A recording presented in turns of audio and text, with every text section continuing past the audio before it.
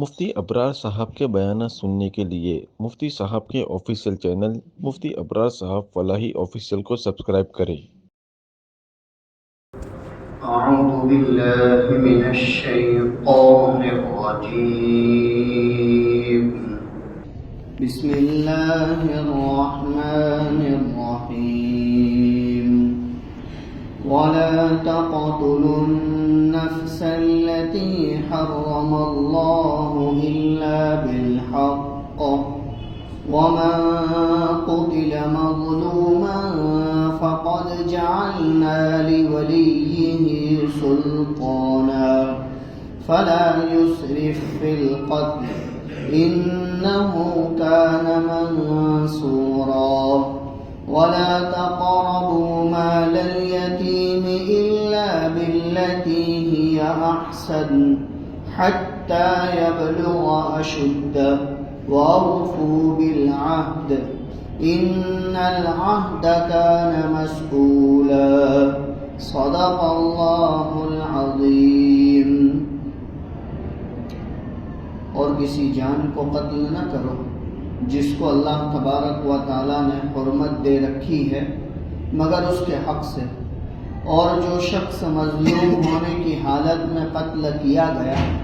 تو ہم نے اس کے ورثاء کو یہ اقتدار اور طاقت عطا کر رکھی ہے کہ وہ اپنے مقتول کے بدلے میں قصاص لے، بس ان کو چاہیے کہ وہ قتل میں اسراف نہ کرے، بے شک وہ مظلوم ایسا ہے کہ اس کی مدد کی جائے گی، اور تم لوگ یتیم کے مال کے قریب بھی نہ جاؤ مگر اس طریقے سے جو بہتر ہو،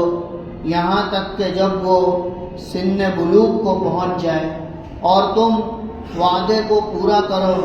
بے شک وعدے کی تکمیل ایک ایسی چیز ہے کہ جس کے بارے میں قیامت میں پوچھا جائے گا۔ یہ سورہ بنی اسرائیل کی 33ویں اور 34ویں آیت کریمہ ہے۔ اللہ تبارک و تعالیٰ نے ان دونوں آیتوں کے اندر بڑی عمدہ اور جامع بات ذکر کی ہے، جیسا کہ ہم اوپر سے سنتے چلے آ رہے ہیں کہ 15 اصولوں کو اللہ تبارک و تعالیٰ نے یہاں پر ذکر کیا ہے۔ اگر کوئی آدمی ان 15 اصولوں کو اپنی زندگی کے اندر جگہ دے دے تو اسلامی معاشرے اور کلچر میں اپنے آپ کو ڈھالنے والا ہوگا۔ اوپر 9 اصولوں کو ذکر کیا گیا۔ 9 اصول جو گزشتہ کل ذکر کیا کہ کسی مسلمان کو ناحق طریقے پر قتل نہ کرے، اس لیے کہ مسلمان کی جان اور اس کا مال دونوں اللہ کے نزدیک محترم ہے، لہذا اس کا احترام ہر حال میں ہر ایمان والے کے اوپر واجب ہے۔ جیسا کہ گزشتہ کل ذکر کیا گیا کہ ایمان والے کی جان اور مال اللہ کے نزدیک محترم ہے، لہذا اگر کسی نے جان بوجھ کر اپنے کسی مسلمان بھائی کو ناحق طریقے پر قتل کیا تو اللہ تبارک و تعالیٰ اس کے لیے ہمیشہ جہنم مقدر کرتے ہیں، اس کو اس گناہ کے بدلے میں ہمیشہ جہنم میں رہنا پڑے گا۔ اور یہ بات اللہ تبارک و تعالیٰ نے اپنے کلام پاک کی آیت کریمہ میں صراحتاً ذکر کی، یعنی کوئی حدیث پاک میں نہیں ذکر کی گئی ہے یا کسی کتابوں میں نہیں، بلکہ اللہ نے قرآن میں ذکر کیا اور فرمایا وَمَنْ قَتَلَ مُؤْمِنًا مُتَعَمِّدًا فَجَزَاؤُهُ جَهَنَّمُ، کہ وہ آدمی جو کسی مسلمان کو قتل کرے اور جان بوجھ کر قتل کرے تو اس کا بدلہ ہمیشہ کی جہنم ہے جس میں وہ داخل کیا جائے گا۔ لہذا یہ 9 اصول یہاں پر ذکر کیا گیا، وَلَا تَقْتُلُوا النَّفْسَ الَّتِي حَرَّمَ اللَّهُ إِلَّا بِالْحَقِّ، اور تم لوگ اس جان کو ناحق طریقے پر قتل نہ کرو جس کو اللہ نے حرمت دے رکھی ہے۔ اسی لیے گزشتہ کل نسائی شریف کی روایت ذکر کی گئی تھی جس میں رسول اکرم صلی اللہ علیہ وسلم نے ارشاد فرمایا ہے کہ 3 لوگوں کے علاوہ کسی بھی مسلمان کو قتل کرنے کی اجازت نہیں ہے۔ ایک وہ جو شادی شدہ ہو اور زنا کے عمل کے اندر مبتلا ہوا ہو، ایسے شخص کو شریعت قتل کرنے کی اجازت دیتی ہے، اور دوسرا وہ جس نے کسی مسلمان کو ناحق طریقے پر قتل کیا ہو، اللہ تبارک و تعالی جس نے قتل کیا ہے اس کو قتل کرنے کی اجازت دی جاتی ہے۔ اور تیسرا، وہ مسلمان جو دائرہ اسلام کو چھوڑ کر مرتد ہو چکا ہو، اسلام کے دائرے سے نکل چکا ہو، تو شریعت اس کو بھی قتل کرنے کی اجازت دیتی ہے۔ اس کے علاوہ کسی اور کو قتل کرنے کی اجازت نہیں ہے، جیسا کہ گزشتہ کل تفصیل کے ساتھ ذکر کیا گیا۔ یہاں تک 9 اصولوں کو ذکر کر رہے ہیں۔ 10واں اصول اسی آیت کریمہ میں اللہ تبارک و تعالیٰ نے ذکر کیا، اور وہ یہ ہے کہ فَلَا يُسْرِفْ فِي الْقَتْلِ، اور تم لوگ قتل میں اسراف نہ کرو۔ اصل میں ہوتا یہ ہے کہ جب کسی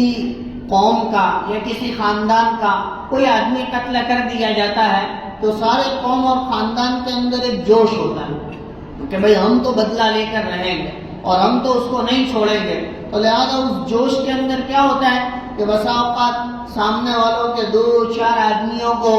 انسان جو ہے وہ موت کے گھاٹ اتار دیتا ہے۔ اس وجہ سے اللہ تبارک و تعالیٰ نے یہاں پر خاص طور پر ذکر کیا کہ تمہارے خاندان میں سے اگر کسی شخص کو ناحق طریقے پر قتل کیا گیا ہے، اس کا کوئی جرم نہیں تھا، وہ ان 3 لوگوں میں سے کسی شخص کے دائرے میں نہیں آتا تھا اور اس کو قتل کر دیا ہے، تو اب تم اسراف کیا کرنا، یعنی تمہاری طرف سے زیادتی نہ ہو۔ اگر تمہاری طرف سے زیادتی ہوئی تو تمہارے لیے بھی خسارہ ہے، تمہارے لیے بھی نقصان ہے۔ لہذا یہاں پر صاف طور پر فرمایا کہ فَلَا يُسْرِفْ فِي الْقَتْلِ، اور تم قتل میں اسراف نہ کرنا، یعنی قتل میں زیادتی نہ کر بیٹھنا کہ جس کی وجہ سے تمہارے لیے خسارہ ہو جائے، تمہارے لیے نقصان ہو جائے۔ اس وجہ سے یہاں پر اللہ تبارک و تعالیٰ نے وضاحت کے ساتھ اس بات کو ذکر کیا کہ فَلَا يُسْرِفْ فِي الْقَتْلِ، اور تم لوگ قتل میں اسراف نہ کرو،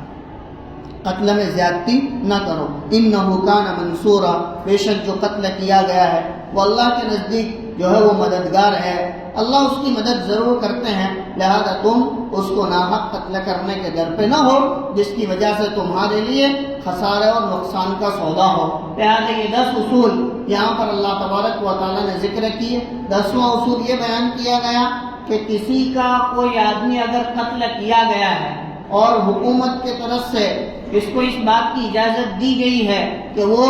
قاتل کو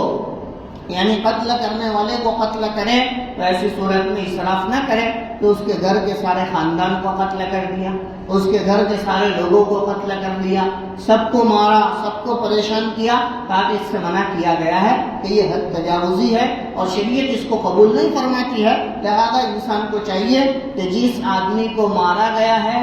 مارنے والے کو یعنی قاتل ہی کو قتل کیا جاوے، اس کے علاوہ قتل نہ کیا جاوے۔ ہاں، اس میں ایک دوسرا راستہ یہ بھی ہے کہ جب قاتل کو قتل کرنے کے بجائے اگر مقتول کے ورثہ یعنی جو آدمی قتل کیا گیا ہے،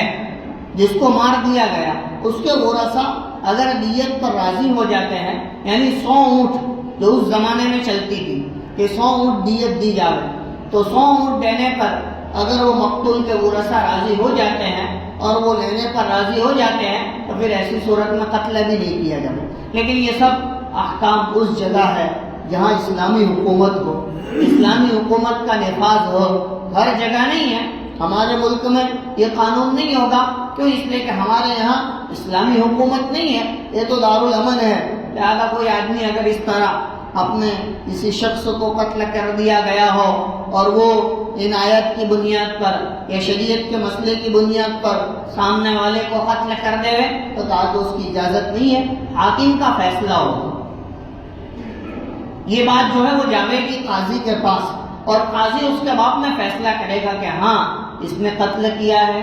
قصدن یعنی جان بوجھ کر قتل کیا ہے، اس کا ارادہ تھا۔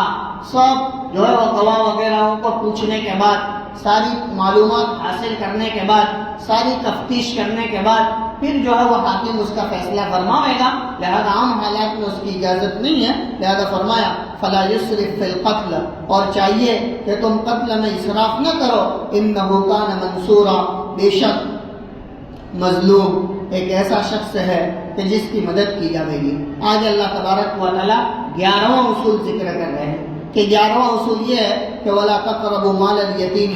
إِلَّا بِالَّتِي هِيَ أَحْسَنُ حَتَّى يَبْلُغَ أَشُدَّهُ، اور تم یتیم کے مال کے قریب بھی نہ جاؤ مگر اس طریقے سے جو زیادہ بہتر ہو، یہاں تک کہ وہ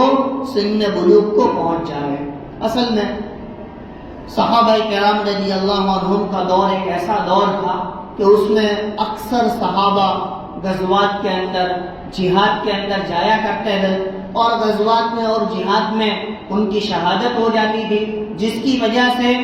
یتیموں کی ایک بہت بڑی جماعت مدینہ منورہ میں موجود تھی۔ تو صحابہ کرام جاتے تھے اللہ کے راستے میں اور وہاں شہید ہو جاتے تھے، لہذا یتیموں کی ایک بہت بڑی جماعت مدینہ منورہ میں موجود تھی۔ کوئی کسی کی کفالت کرتا، کوئی کسی کی کفالت کرتا، کوئی کسی کو اپنے ذمے لیتا، کوئی کسی کو اپنے ذمے لیتا، تو لہذا اس وجہ سے اس حکم کو خاص طور پر ذکر کیا ہے۔ جیسا کہ آج کل ہم دیکھ رہے ہیں کہ فلسطین کے حالات ایسے ہی ہے کہ وہاں یتیموں کی جو ہے وہ ڈھیر لگی ہوئے کہ یہ ڈھیر سارے بچے جو ہے وہ یتیم ہو گئے۔ کیوں؟ اس لیے کہ ان کے ماں باپ اللہ تبارک و تعالیٰ کے راستے میں شہید کر دیے گئے، تو لہذا اس دور میں بھی ایسا تھا، تو کسی نہ کسی گھر میں یتیم کو جو ہے وہ سہارا دیا جاتا اور اس کو رکھا جاتا تھا، تو لہذا اللہ تبارک و تعالیٰ نے صحابہ کرام کو خاص طور پر اس کی تاکید فرمائی اور فرمایا وَلَا تَقْرَبُوا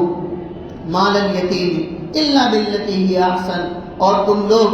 یتیم کے مال کے قریب بھی نہ جاؤ۔ یعنی اگر کوئی یتیم تمہارے گھر میں پرورش پاتا ہے، تمہارے گھر میں رہتا ہے، اور اس کا باپ ڈھیر سارا مال چھوڑ کر گیا ہے یا وراثت اس کو ملی ہے، تو لہذا اب ایسا نہ کرو کہ اس وراثت کو تم استعمال کر کے ختم کر دو۔ اصل میں بعض لوگ ایسا کرتے تھے کہ یتیم کا مال ہوتا تھا، اب یتیم تو کسے کہا جاتا ہے کہ جو بالغ ہونے سے پہلے اس کے ماں باپ کا انتقال ہو گیا ہو، اس کو یتیم کہا جاتا ہے۔ بالغ ہونے کے بعد یتیمی نہیں ہے، اسی لیے حدیث میں فرمایا لا یتم بعد البلوغ، کہ بلوغ کے بعد یتیمی نہیں۔ بعض لوگ 40 سال کے ہو جاتے، 50 سال کے ہو جاتے، اور کیا کہتے ہیں کہ ہم تو یتیم ہیں۔ تو یتیم بلوغ تک رہتا ہے، جب تک آدمی بالغ نہیں ہوتا وہاں تک یتیم رہتا ہے، بالغ ہونے کے بعد کہا کہ پھر یتیمی نہیں ہے۔ تو لہذا صحابہ کرام رضی اللہ عنہم میں سے کچھ لوگ جب شہید ہو گئے تو ان کے بچے مدینہ منورہ میں تھے، اور وہ بچے چھوٹے چھوٹے تھے، لہذا ان کے ماں باپ کی طرف سے ان کو جو کچھ بھی ملا تھا تو وہ جو یتیم کی کفالت کرتا تھا وہ اپنے ذمہ رکھتا تھا۔ اصل میں بسا اوقات تو ایسا ہوتا تھا کہ رشتہ داروں میں سے بھی بہت سارے انتقال کر چکے ہوتے تھے، تو لہذا رشتہ داروں کے یہاں رہنے کا بھی سوال نہیں ہوتا تھا، تو لہذا کوئی پڑوسی ہے، کوئی صحابی ہے یا اللہ کے رسول صلی اللہ علیہ وسلم کی طرف سے کسی کو ذمہ داری دے دی گئی ہے کہ بھئی فلاں کے بچے آپ سنبھالیں گے اور آپ کی ذمہ داری، تو لہذا اس کا مال اس یتیم کی کفالت کرنے والے کو دے دیا جاتا ہے۔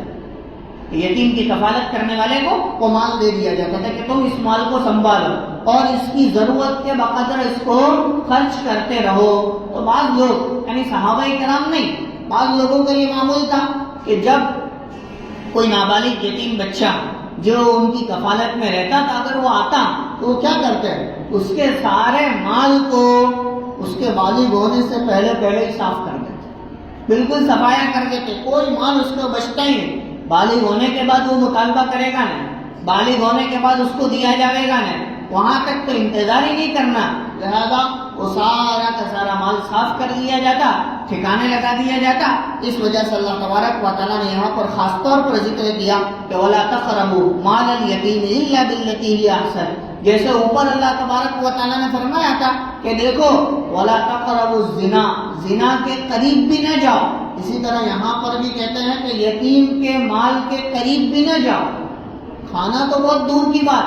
استعمال کرنا تو بہت دور کی بات، غلط نیت سے اس کو ہاتھ لگانا تو بہت دور کی بات۔ اللہ تبارک و تعالیٰ تو یہاں پر یوں فرماتے ہیں کہ یتیم کے مال کے قریب بھی نہ جاؤ تاکہ یہ بھی تمہارے لیے خطرناک۔ اسی وجہ سے سورہ بقرہ کے اندر اور سورہ نساء کے اندر اللہ تبارک و تعالیٰ نے یتیموں کے احکام بہت تفصیل کے ساتھ ذکر کی، اور وہاں پر فرمایا وَلَا تَأْكُلُوا أَمْوَالَ الْيَتِيمِ إِلَّا بِالَّتِي هِيَ أَحْسَنُ، اسی طرح وہاں پر فرمایا إِنَّ الَّذِينَ يَأْكُلُونَ أَمْوَالَ الْيَتَامَى ظُلْمًا إِنَّمَا يَأْكُلُونَ فِي بُطُونِهِمْ نَارًا، بے شک وہ لوگ جو یتیموں کا مال ظلمت کھاتے ہیں وہ لوگ اپنے پیٹ میں آگ بھر رہے ہیں، اپنے پیٹ میں آگ بھر رہے ہیں، گویا کہ یہ جہنم کا سودا کر رہے ہیں۔ اس وجہ سے اللہ کے رسول صلی اللہ علیہ وسلم نے منع فرمایا۔ لہذا جب حضور علیہ السلام نے یتیم کے مال کے باب میں صحابہ کو ترغیب فرمائی تو صحابہ نے اتنا احتیاط کیا کہ اپنے گھر میں اگر کوئی یتیم تھا تو اس کا کھانا بھی الگ بناتے تھے،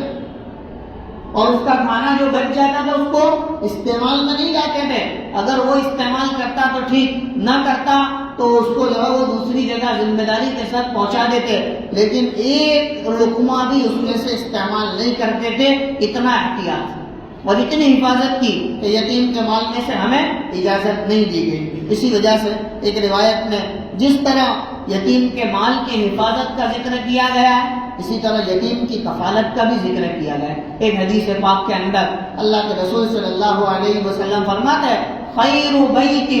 من بیوت المسلمین، کہ مسلمانوں کے گھروں میں سب سے بہتر گھر وہ ہے فیہ یتیم یحسن علیہ، کہ جس میں کوئی یتیم ہو اور اس کے ساتھ اچھا سلوک کیا جاتا ہو تو وہ بہترین گھر۔ کہ مسلمانوں کے گھروں میں سب سے بہتر گھر وہ ہے کہ اس کے اندر کوئی یتیم ہو اور اس یتیم کی کفالت کی جاتی ہے، اس کی ذمہ داری کی جاتی ہے۔ آج کل کے دور میں یہ سب چیزوں کو سمجھنا بہت مشکل ہو گیا ہے، اس لیے کہ پہلے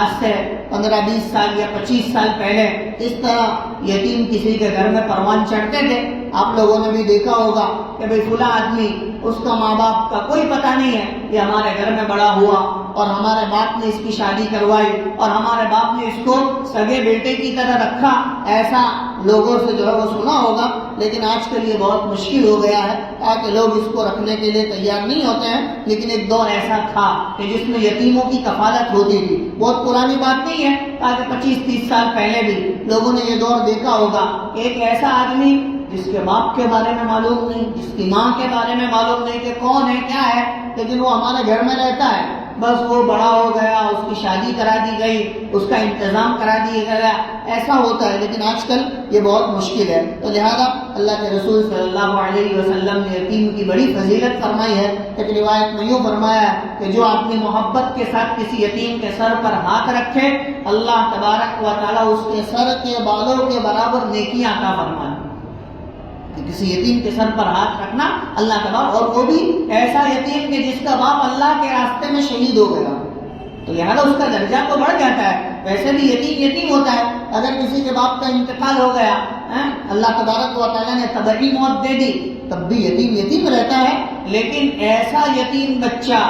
جس کا باپ اللہ کے راستے میں شہید ہو گیا ہو، اس کا مقام اور مرتبہ بڑا ہو جاتا ہے۔ لہذا صحابہ کرام رضی اللہ عنہم ان کے ساتھ بہت اچھا سلوک کرتے تھے اور ان کو اپنی آخرت کا توشہ سمجھتے تھے۔ اس وجہ سے یہاں پر فرمایا وَلَا تَقْرَبُوا مَالَ الْيَتِيمِ، اور تم لوگ یتیم کے مال کے قریب بھی نہ جاؤ إِلَّا بِالَّتِي هِيَ أَحْسَنُ، مگر وہ طریقہ جو تمہارے لیے بہتر ہو۔ یعنی بعض صحابہ کرام رضی اللہ عنہم نے ایسا کیا تھا مدینہ منورہ کے اندر کہ یتیم کا جو مال تھا اپنی کھیتی باڑی میں لگا دیا، اپنی تجارت میں لگا دیا، تاکہ یہ مال بڑھتا رہے اور اس میں اضافہ ہوتا رہے، تاکہ ہم اس کو اضافے کے ساتھ واپس لوٹائیں۔ اس وجہ سے اللہ رب العزت نے بھی فرمایا الا باللتی ہی احسن، مگر وہ طریقہ جو بہتر ہو، جو اچھا ہو، تاکہ اس طریقے سے اس کا مال بڑھے گا، ورنہ مال پڑے پڑے ایسے ہی رہ جائے گا حتی یبلغ اشدہ، جب تک کہ وہ بلوغ کو پہنچ جائے، یعنی 15 سال کی عمر تک پہنچ جائے، اس کو اپنا مال جو ہے وہ سپرد کر دیا جائے گا۔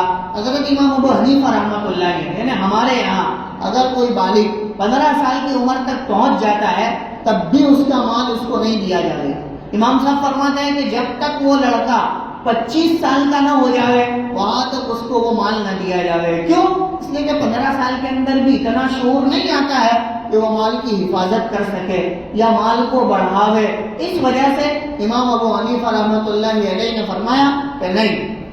جو یتیم کی کفالت کرتا ہے اس کو چاہیے کہ 25 سال تک اس کے مال کی حفاظت کرے، اور جب اس کی عمر 25 سال کو، اس لیے کہ 25 سال کی عمر نوجوانی کی ایک ایسی عمر ہوتی ہے اس میں اچھی خاصی سوجھ بوجھ آ جاتی ہے، اور جب مال اس کو دے دیا جائے گا تو وہ مال میں اضافہ بھی کرے گا اور مال کی حفاظت بھی کرے گا۔ اس وجہ سے امام صاحب رحمۃ اللہ علیہ فرماتے ہیں کہ جب تک 25 سال کا نہ ہو جاوے وہاں تک مال یتیم کو نہ دیا جاوے۔ یہ 11 اصول یہاں پر اللہ تبارک و تعالیٰ نے ذکر کیے ہیں، آگے 12واں اصول ذکر کیا جائے گا۔ اللہ تبارک و تعالیٰ سے دعا ہے اللہ ہم کو ان اصولوں پر چلنے کی توفیق عطا فرماوے، اور اللہ رب العزت نے جو باتیں یہاں پر ذکر کی ہے اللہ تبارک و تعالیٰ ہم سب کو عمل کرنے کی توفیق عطا فرماوے، اور جن چیزوں سے بچنے کا اللہ نے حکم دیا ہے موت تک عافیت کے ساتھ اللہ ہم سب کو اس سے بچاوے۔ وآخر دعوانا ان الحمد للہ رب العالمین۔